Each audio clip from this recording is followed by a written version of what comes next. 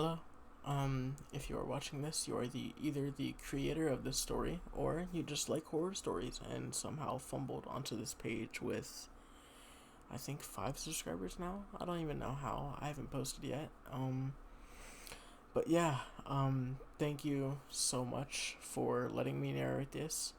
The story is called The Dressmaker from Hell, and it is by SanityChaotic.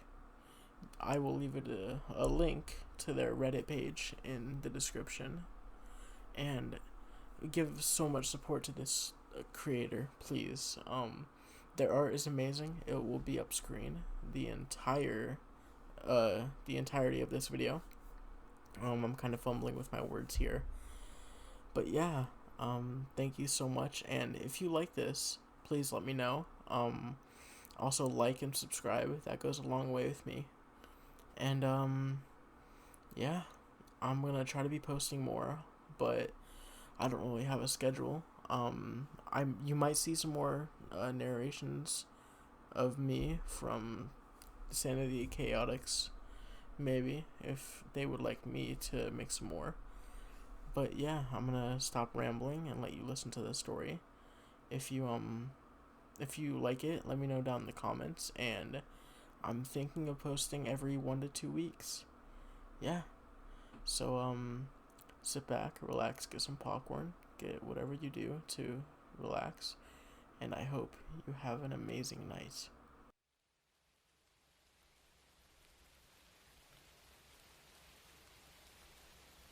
I don't have much time left. He'll return at any moment. It's beyond me how I'm still conscious, let alone alive. Even the smallest movement causes indescribable, excruciating pain. However, I feel it necessary to push through this agony because everyone desperately needs to be warned of him. It's far too late to save myself. Anyone who attempted to try would be embarking on a suicide mission. This is simply a warning I hope could save others.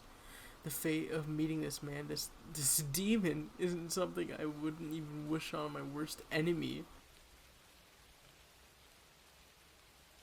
My name is Casey O'Sullivan. The events that led to their predicament all truly began a long, long time ago.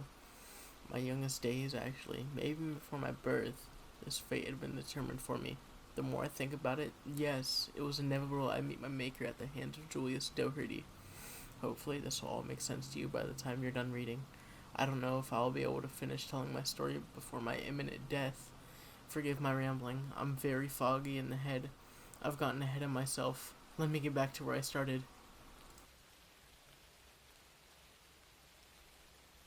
Ever since I was a little girl, I dreamed about my wedding day. In fact, I actually began planning it as a child, going so far as to have my gown picked out by the time I was 8. After seeing a photo of my great-great-grandmother on her wedding day, I knew I wanted a replica of the gown. As expected from a photo from 1890, it was rather low quality and unfortunately deteriorating. Every time I touched the image, another bit of ink seemed to fade or blur into nothingness. Despite this, I could still make out most of the details in the gorgeous dress. Given my determination to preserve the treasured image, I didn't look at it all too often. I made a great effort to keep the grainy photo from further eroding, sealing the photo airtight in a Ziploc bag. I tucked it away in a labeled envelope and kept it locked in my nightstand drawer. Logan was my high school sweetheart. We've been together ever since he asked me to junior year prom. He's the first and only boyfriend I had. In fact, we've been close friends since childhood. So much that both of our parents joked about us marrying when we grew up. It was a lovely day when Logan proposed to me. The location may not have seemed anything special to your average person, simply the gardens of our neighborhood park. However, for us, it was the park we played as children where we met nearly 2 decades ago. Logan sat me on one of the age swings that hung onto the faded red set, the same swings that were nearly as old as we were. He got down on one knee in front of me and asked me to marry him, right there in the wood chips. Being the sentimental person I am, and how much thought he'd clearly put in the proposal, had me in tears of happiness. Of course I said yes without hesitation. It was at our engagement party when a tall, strawberry-haired, well-dressed man approached me. I felt like I knew him, but I couldn't quite place the name to his face, which was obscured by the pair of mirrored sunglasses despite being indoors. The scar on his neck stood out, though, and I racked my brain attempting to remember where I recognized him from. Clack, clack, clack. Interrupting my thoughts, and before I could even open my mouth, the man spoke quickly but confidently in a hushed tone. I heard through the grapevine you want an authentic Victorian wedding dress. I know where you'll be able to get the perfect handmade dress better than you could ever dream. I was sent by the owner to extend this offer. He says to consider it a personal invitation. He took my hand in his own, pressing a slip of paper into my palm before letting go. Taken aback by the unexpected and sudden encounter with a stranger, I wasn't sure how to immediately respond. For a moment, I just stared at him and blinked, and glanced down at the paper he'd given to me. On what appeared to be torn from a notebook page, the words Doherty's Dress Shop had been scribbled, accompanied by what I assumed was the address, along with a date and a time. It was only a few blocks away from my apartment, yet initially I couldn't recall ever seeing it. The man startled me as he suddenly spoke again. It's the Victorian-era styled boutique store, he told me as if he had read my thoughts. Hearing that from him was all it took for me to suddenly remember that place. Oh yes, I've always been curious to pop in there and have a look. Actually, unfortunately, that place has always been either closed or I was in too much of a hurry when it was open. The man smiled widely. Well, you'll finally get the chance to do so. Simply show up on the time I wrote. The owner has it scheduled as a personal appointment for you. That night, I debated whether to go to the shop, ultimately deciding to. Despite the odd invitation, it easily could be explained. Likely one of my sisters or close girlfriends, all of whom would be bridesmaids, had gone to the shop to surprise me. Yes, that had to be it. Given how many times I remember bringing up the place and my curiosity of it.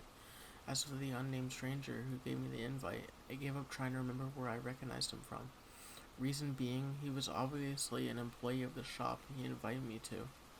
Upon entering the store, the following Saturday, I was greeted by the tall, flamboyant man who I was assumed to be the owner. Clack, clack, clack. The heels of leather boots he wore clacked loudly, giving audio to his already striking appearance.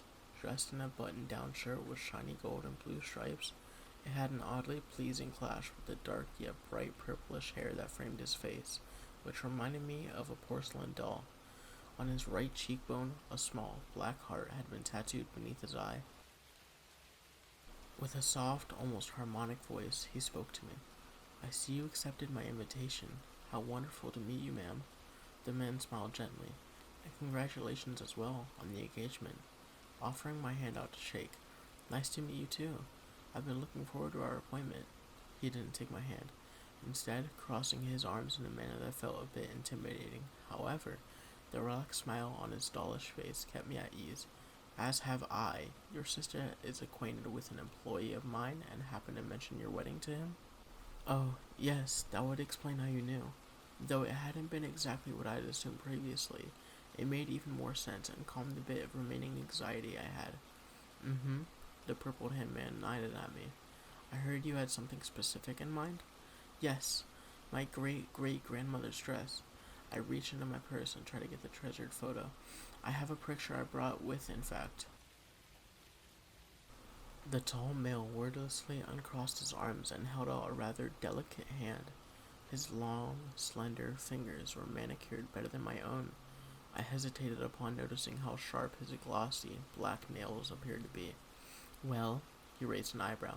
I can't read minds, you know. The tone of the man's voice was playful and friendly. Once again, my worries were put at rest, and I proceeded to hand him the photo. Snatching it out of my hand, the man studied the photo in silence with a blank face for well over a minute. I figured the faded and smudged ink of it was causing him to struggle to figure out whether he'd be able to replicate it accurately. When he finally looked up at me again, the soft smile had returned to his face. I can most certainly do that for you. The man spoke enthusiastically. We'll make sure this dress both meets and exceeds your expectations. You must have a perfect dress for the big day. After all, weddings are always something to celebrate to the fullest extent. How about a lovely pair of white leather ankle boots to match? I beamed. The idea sounded perfect. Yes, absolutely. Thank you so much. I had agreed without a second thought. The photograph was handed back to me. I looked down to inspect the old picture in my hand. expecting to see another mark of wear. Oddly enough, not only was it in the condition it had been previously, the ink actually appeared less faded than before, and wrinkles not as noticeable. I would have thought more about the weird predicament of the photo if it hadn't only then occurred. What's your name? I don't think I caught it. However, by the time I looked back, the dark-haired man had disappeared. Shuffling through my bag, I took out the appointment card which I had received at the engagement shower. Though I didn't remember any name being on it before, I was surprised to find it had been scrawled on the bottom. Julius Doherty. The name rang a distant bell in my mind, though I couldn't place it. Tilting my head back to look for the man who had seemed to vanish in thin air, I was startled to find he now stood directly in front of me. "Do you believe in God, Casey?" Julius asked softly, his icy blue eyes locked on my own, catching me in a stare down I couldn't escape from. I blinked at the question, confused at not only the seemingly instantaneous silent way he'd moved, but also baffled at the sudden curiosity in my face. "Yes," I answered carefully. "You believe in heaven and hell?" Julius asked in a manner that felt a bit more like an interrogation. Nodding, I answered, "Of course." "Where would you rather go?" the man asked in a tone that filled me with dread despite the gentleness of his voice. "Heaven, of course," I told him. Julius chuckled, shaking his head to himself as if I'd said a joke, and motioned me to follow. "Very well. Let's go measure you for your gown now, dear. We must make sure it's just perfect." As odd as the man's behavior was, I foolishly wrote it off, chalked it all up to his obvious eccentric and rather quirky personality. Julius was odd, certainly, but as he began to casually chat with me about life and the latest celebrity gossip, the strange aspects of him were forgotten.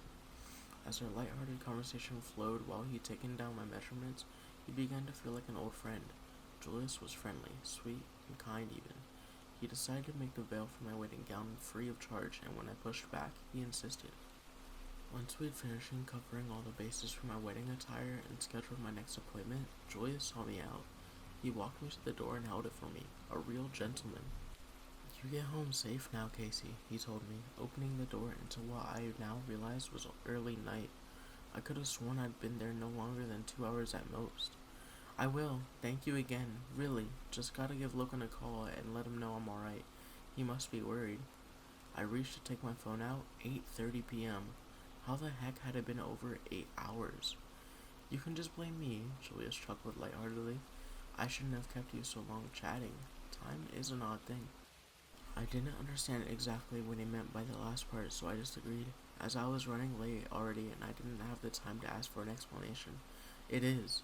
Alright, I must be going now. I'll see you in a month for the fitting appointment, Julius." I smiled and gave a wave goodbye. Julius returned the gesture before disappearing into the shop, while I began my trip home. The appointment for the fitting of my gown had been scheduled for exactly 1 month later, today. I woke up this morning thrilled, clueless to the hell, quite literally, I would be walking into. It was raining, and despite leaving a bit early, the weather caused me to run late, albeit only by a few minutes. I was half soaked once I made it into the shop, which seemed to be scented by fresh roses. "You're late." Joyce's voice alerted me to his presence. His tone was flat, and he appeared to be rather unpleased by my tardiness. "My apologies, Mr. Doherty. I left early, actually. I'm excited for today." I held my hand out to shake with an apologetic smile. Upon hearing me, a small smile spread across Julius's face, though it appeared very forced. Rather than returning the offered handshake, the tall man simply crossed his arms across his chest as he'd done our previous meeting. "I, as well, have been looking forward to showing you the dress I've made for you." He turned on the heel of his boot, walking towards the back of the shop and motioning me to follow. "No need for such formalities between us, yes. It is just fine for you to address me as Julius." "Alright then, Julius," I agreed, following along, admiring the dresses and various accessories that the shop was packed with. "Every customer of mine is special to me and means a great deal," he told me as he walked over to a curtain hung in a circle, obscuring whatever was behind it from view. "You're a kind man," I chuckled. "Oh, you're far too sweet, my dear," he laughed lightly. For some reason, his reaction made a pit of dread form in my stomach. However, I didn't have more than a second to register it. At the same moment, he whipped open the curtain to reveal the mannequin that modeled what would be my wedding wear. What immediately caught my attention was how lifelike the mannequin appeared to be. A woman, strikingly similar to Julius's own appearance, down to the doll-like face. However, her eyes ocean blue instead of near white, icy blue of the dressmaker's. Do you like it? Julius's voice cut through my distraction. I looked at the gown finally and was taken aback by just how perfect it was. The attention to detail was stunning. Each bead and sequin was placed flawlessly in a manner that could only be done by hand. The dress successfully made me forget about the oddness of the mannequin that wore it. Yes, I nodded, blinking back tears of joy. I love it. It's perfection. Julius cut me off, finishing my sentence for me. The man smiled proudly at my reaction to his hard work. Beyond perfection. Thank you, Julius. I beamed at him. Shall we get you in the gown to make sure it fits properly then? Julius began unbuttoning the gown to remove it from the mannequin, leaving it in a plain underdress slip. That sounds wonderful, I agreed. Julius showed me over to the dressing room. I changed into the dress in privacy, emerging only once I was ready for him to help button up the back and tie the corset for me. Clack, clack, clack. Bringing me over to a mirror, Julius helped me on a small platform. You remind me so much of my sister, Julius hummed to me in his soft voice.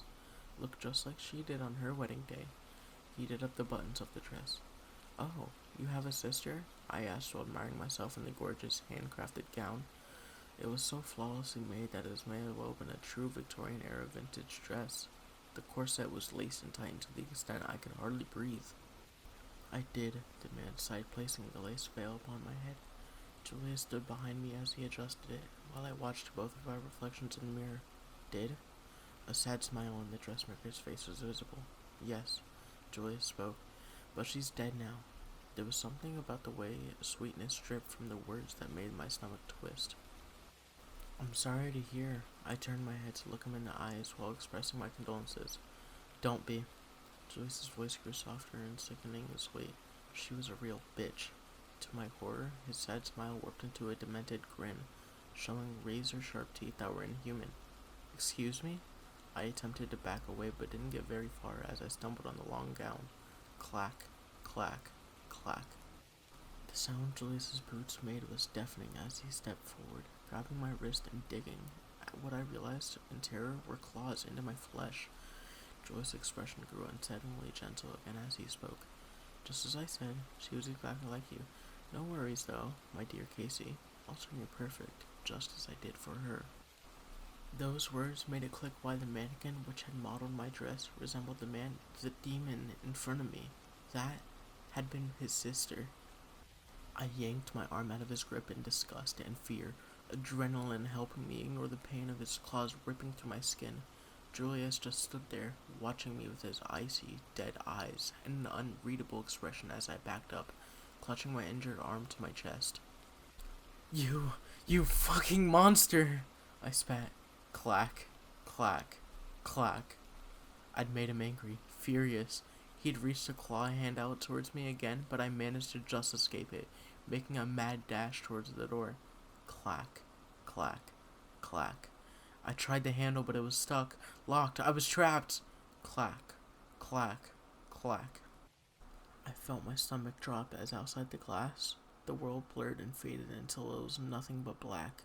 It was surreal to witness, as if suddenly everything had been drowned in the darkest ink. There was truly nothing beyond the window panes of the shop. Clack, clack, clack. Unfortunately, heaven was never an option for you, Julius hummed. Clack, clack, clack. He was right behind me now. You're in hell, Casey.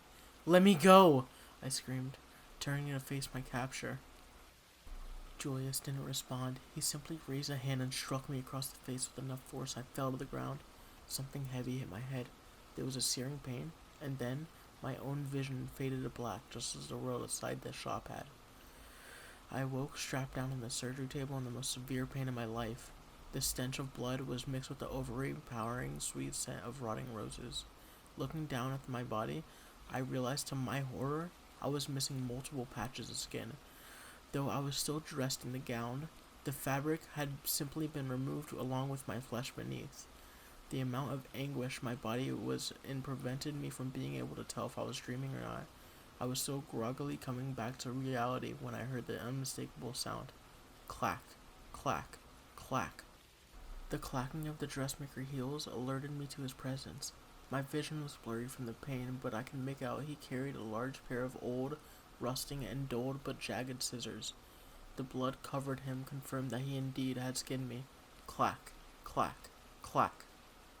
Julius leaned over me while threading a long needle. He almost was singing as he softly spoke. Pain is perfection, and you'll be perfect forever, here, with me, in hell. I wrongfully interpret this as him possibly wanting company, a friend.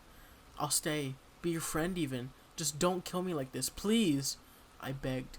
We can forget about all this, and just chat and gossip and... Suddenly enraged, Julius cut me off with a smack across the face, snapping loudly. What in the damn world make you think I want your friendship, you worthless slut? You'll be perfect company for me once you're dead and cannot speak. Shocked and in even more pain, I didn't have a chance to respond, as he instantly switched back in a calm and relaxed demeanor. Why are you doing this? I finally managed to ask between tortured screams. Oh, I'm simply making you your dress, my dear. Julius's voice dipped with sickening sweetness. The gentle smile on his lips contrasted with the pure maliciousness in his cold, dead eyes was enough to make bile rise in my throat. I forced down a gag, choking out, What? Skin is such a lovely fabric. Julius hummed the words with a content sigh, stepping next to the stepping shift surgery table I was tied to. The man stared down at me silently for a good minute before slowly lifting his hand, which held the scissors into the air. As if to put on display, he used his index finger and a thumb to hold the large, worn scissors. He smiled for a brief moment before his expression changed into a focus with pure evil intentions. Without waiting another second, the demon took the scissors to my skin, cutting in effortlessly. He seemed deaf screams of pain, like he tuned me out while going about his slow, torturous work. I thought I was going to pass out from the pain as the old, razor-sharp scissors unceremoniously tore into my flesh repeatedly. My vision blackened again and everything spun. For a brief moment, I thought I'd be spared from any further agony before my death. Then, just as my eyes drifted shut and everything faded, I heard his voice. Oh, Casey, wakey, wakey, followed by a painful jab of a large needle into my arm. A sudden, searing pain shot into my body, followed by an intense wave of energy and euphoria. I looked over, becoming even more disturbed, but upon realizing his actions, it was a large syringe that he stabbed in my arm, obviously to inject some sort of drug into me. We can't let our bride fall asleep on her special day, Julia sneered in the most gut-wrenching, sugar-sweet voice. What the fuck is wrong with you, demon? I spat, energized by whatever concoction he'd given me, enough to ignore the pain a bit. Nothing is wrong with me, my dear. Julia spoke softly in a tone that sounded like he genuinely believed the words. The only problem here is you. In fact, he talked while continuing to cut in both my dress and skin. My throat was raw from screaming in agony. The pain had become so blinding I was not sure whether I was beginning to fail to register it or completely if it was simply encapsulating my entire existence. You see, Julius kept talking. When I didn't look at him, he smacked me across the face with a bloody clawed hand. Hey! You look at me when I speak, you goddamn worthless bitch! The demon dug his claws into my cheeks, making me turn my head towards him. Shockingly, he appeared rather calm. That's better. Julius patted my cheek, then returned to cutting my body. As I was saying, to make sure your dress is actually perfect and it fits flawlessly, I have a trick. Oh, let me guess. You sew it right on me. I managed a sarcastic comment through my misery. My brain ran at warp speed, fueled by whatever amphetamines had been given to me. That's exactly right, Julius responded, delighted. No need for new hair, so we won't have to scalp you. He smiled. That's always such a painful process. No one has lived through that. You've actually lived much, much longer than most. I must say, I am impressed, Casey. Fuck you, I spat. Such rude language. He responded as if he had been throwing around cusses moments ago. And to think, in response to compliments, a thank you, Julius, would be much more appropriate. He punctuated his words by cutting into my waistline. Stop! I screamed, thrashing about in the restraints. Got to make your waist smaller if you want perfection, dear. He patted my cheek again with a blood-soaked hand. No worries, though. We'll get you right stitched up. We will. A large needle pierced into my skin, and I could feel the thread tugging in my body as the shape he desired. For the love of God, stop, please! I begged as tears streamed freely down my face.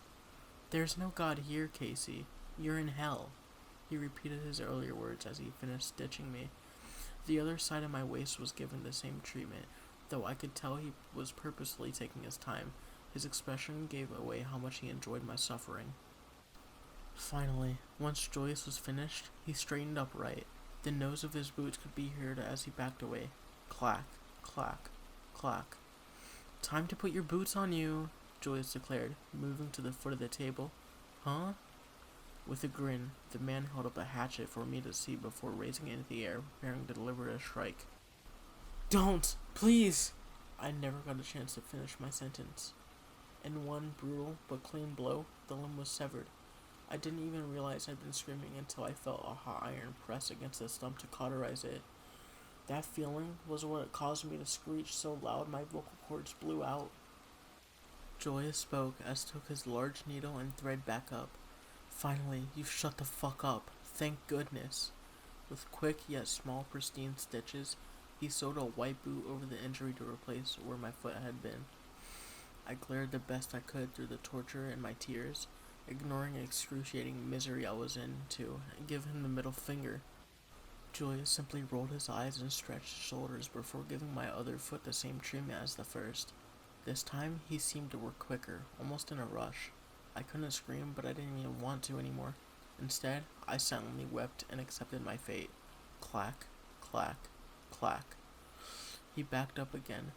Covering it in blood, Julius wiped his face down with a cloth, then told me, "Usually, I prefer to do all my work in one go," he told me as he stared, seemingly admiring what he'd done to me. "However, I have a matter I must attend to briefly." I must have given him the most baffled expression because he grinned and patted my cheek. "Oh, I'll be back, Casey. Don't you worry about that." Julius undid one of the cuffs which he had restrained my wrist down. The man took my hand in his own, replacing what I realized was my phone in it. "Go ahead and amuse yourself while I'm gone. There is Wi-Fi in hell." And with that, he turned on his heel and walked away. Clack, clack, clack, bang. Julius had left the room, slamming the heavy door behind himself in what seemed like a rage. That leads me to where I am now, typing this out, trying to finish in time before he returns. It's been well over an hour. Before I began writing this, I spent a brief bit of time searching up his name. After browsing various results, I discovered something that disturbed me deeply. His sister, Annabella O'Sullivan, she's my great-great-grandmother, and she killed him back in 1898. Behind his shop, she murdered Julius with a single bullet to the face, which I realized is right where his heart tattoo now sat. It was only a few weeks later Annabella has disappeared under mysterious circumstances, along with her husband, my great-great-grandfather. Their children have been left orphaned, which explains why I'm here today. What led her to kill him remains a mystery to me. Maybe he'd hurt her, or maybe, just maybe, could she have done something that warranted her to meet the same ending which I soon will? These questions will never be something I'll be able to answer. I don't have much time left. Once Joyce returns, it's inevitable my death will come swiftly. I'm already bleeding out, my vision is turning hazy, and I'm beginning to no longer be able to think straight. I'm no longer afraid. Telling my story has come to set me at ease with my fate. The pain has faded to numbness. I'm already at peace, knowing this will all be over shortly. One final time, I must beg of you, do not fall for this demon's tricks and trap.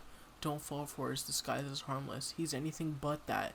Should you be invited to a place by a tall man with a scarred neck, don't speak to him and run away as fast as you can. I figured out once you engage, these monsters can plant false memories. I never knew the shop. In fact, it never was here before I was invited. And if you fall for their tricks, then may Lord have mercy on your soul. I met the dressmaker from hell. I hope you never do. Clack, clack, clack. Please, tell my family, friends, and fiancé Logan that I love them all so very much. Clack, clack, clack. Sincerely, Casey O'Sullivan. Clack, clack, clack. Bang.